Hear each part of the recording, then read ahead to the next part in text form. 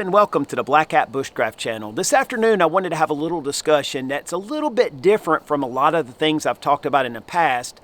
However, if you really look at the root of what I'm talking about, it fits right into the scope of my channel.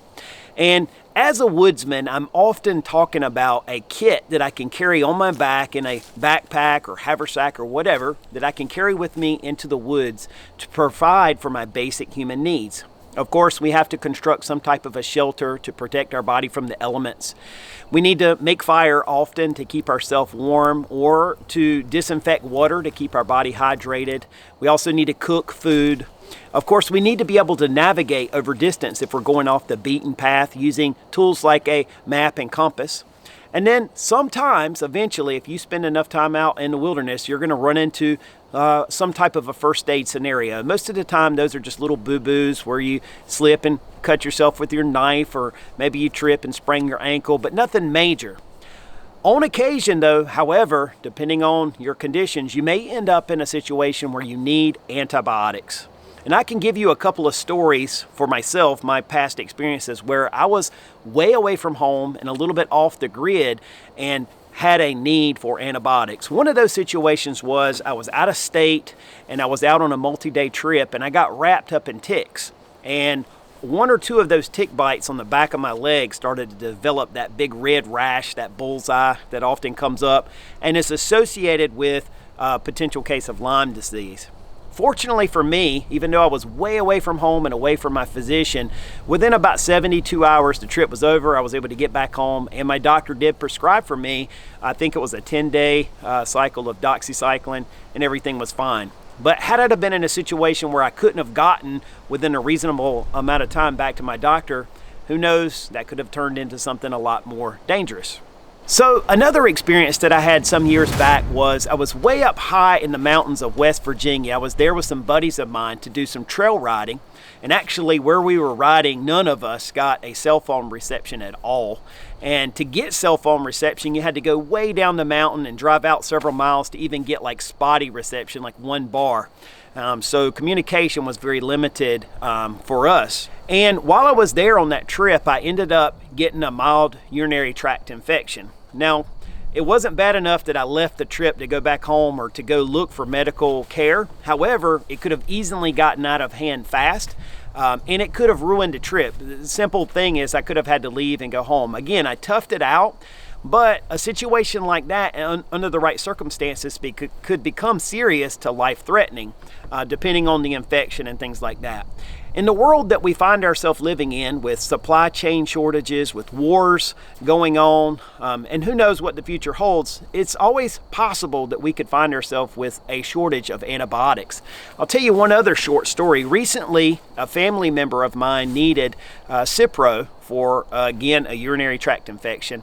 And the doctor actually gave this family member 2 prescriptions, one for Cipro, which was the preferred treatment, and a secondary prescription. I don't even remember what the antibiotic was. But the doctor told this family member that when you go to the pharmacy, it's likely you won't be able to fill Cipro because there's a shortage on it right now. And it may take several days for that to come back in. And sure enough, it was several days before Cipro was available at our local drugstore in a town of 50,000 people. So it's not like I'm way off somewhere. So it was amazing to me to think that we have a supply chain shortage enough that Cipro was days away.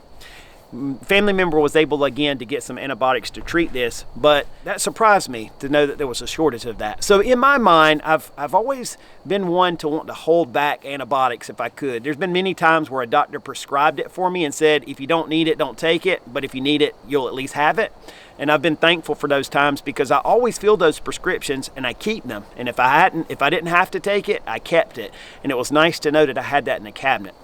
So with all of that said, that really leads me up to what I wanted to share with you guys today, which is information about a company that provides for you a solution to all the problems that I've talked about, and that is prescription antibiotics prescribed to you by a licensed physician and provided to you by a company right here in the U.S., actually in Utah, Jase Medical. This is what's called the Jase case. And this is a case that was sent to me, again, by Jase Medical with 5 of the most commonly used antibiotics that, again, were prescribed to me personally by licensed physicians. I basically went online, I filled out a form and provided my basic medical information and some other information. It was reviewed by physicians, and then they prescribed for me these antibiotics.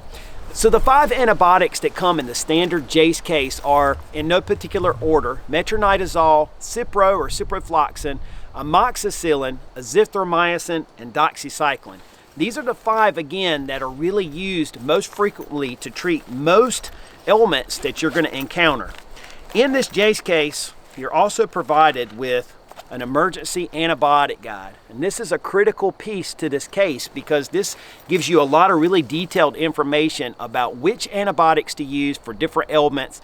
It gives you the dosage and the course that you should take for these different conditions. And so this is just an amazing little booklet of information. I've gone through this thing about 5 times now.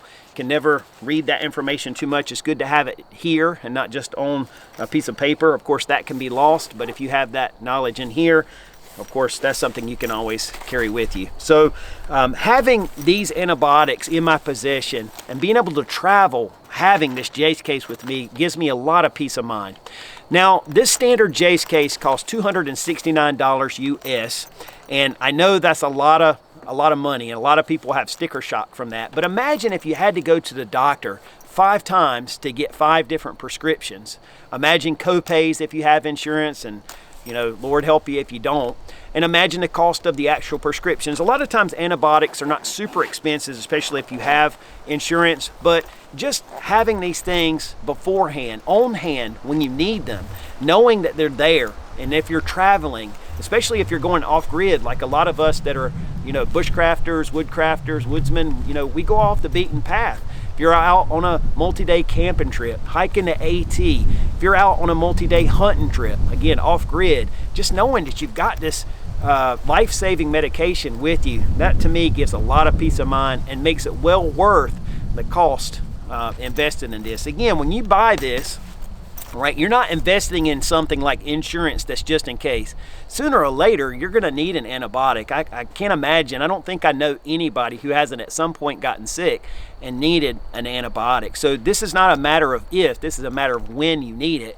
And fortunately, if that time comes, when you really are away from modern conveniences, or modern conveniences aren't available, supply chain shortage, what have you, you've got that medicine on hand that could save your life or potentially the life of a family member in a worst case scenario. So with all of that said, I feel confident that somewhere amongst my subscriber base or somewhere here on YouTube, there's somebody else like me who's been looking for a solution to this problem of having on hand, just in case, those emergency antibiotics.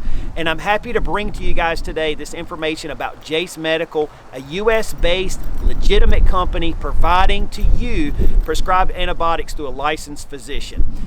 If this is something of interest, again, click that link down below, get yourself some more information, do your homework on Jase Medical. I have, and I've found nothing but people who are pleased and satisfied with what they've got.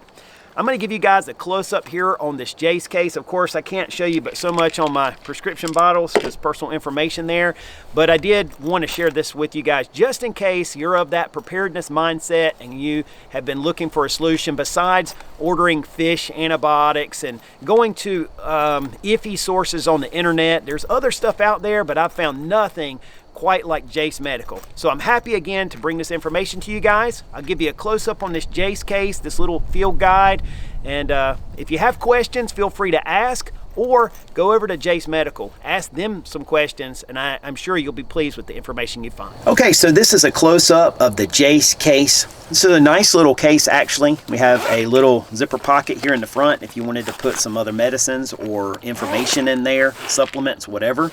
On the back, you also have another zipper pocket. I actually have my Z-Pack back here, and this is where I have my emergency antibiotic guide. I'm gonna take that out here. And then you have your main compartment, which is where all of my prescriptions are. And you actually have these little net elastic pouches here that you can put the bottles in. These bottles are kind of big. I've seen a couple other people show pictures of this online and their bottles look different. I guess it just depends. As you know, when you go to the pharmacy, sometimes you get one bottle, sometimes you get another. But you can see you have 8 slots here for 8 different medicine bottles. So if you wanted to put your regular medicines that you normally take in there, or if you wanted to put supplements or things like that, this could just become your travel medicine kit, basically, if you wanted to. This emergency antibiotic guide, this is an awesome little book with a lot of very beneficial information to have. This is written by a medical doctor. If you go through this book, you'll see that it has information on most of the common ailments and illnesses that people may need antibiotics for. It has a lot of information about each of the medicines that are in this kit and how you would use them, dosage, stuff like that. It even has like expiration and storage for these drugs. So I did want to make a little side note about expiration dates on medications. A lot of medications are good long past the expiration dates on the bottle. I was doing some research myself online recently, and I saw a recent study that said that almost all medications retain at least 90% of their potency even 5 years after the expiration date, and some medications are good even 10 to 15 years after expiration date. Of course, anytime you rely on that information, you want to get your information from a source that you truly trust, but it's pretty well known that medications, especially like these compressed antibiotic tablets, do last long past their expiration dates. Storage of antibiotics or any medication is really important, so my rule of thumb is to always keep them in the dark, keep them dry, and keep them cool. You don't want to store your medicines in a bathroom medicine cabinet or closet where there's a lot of steam from the shower, where it's hot. Sometimes we run the heater in the bathroom. You want to avoid those types of places. So again, in a hall closet somewhere where it's dark, where it's kept cool and dry, those things will help to extend the life of your antibiotics. Of course, the form of your medication, if it's a liquid, it's probably going to perish a lot faster, whereas capsules, probably intermediate, and then compressed pills like this will probably hold their potency quite a bit longer. So something for you to do some research on, just to get your own information, but just understand that these antibiotics do retain their potency quite a bit longer than the expiration dates on the bottle. I just thought I would throw that out. So thank you guys for your time and interest and for tuning in for this video. I hope you found this to be informative. I know it's a little outside the realm of the things that I'm normally showing or talking about, but I felt like this was important because this could be a lifesaver for some of you, and so I'm happy to take a few minutes of my time to share this. Thank you again. You guys take care, be safe, and as always, God bless.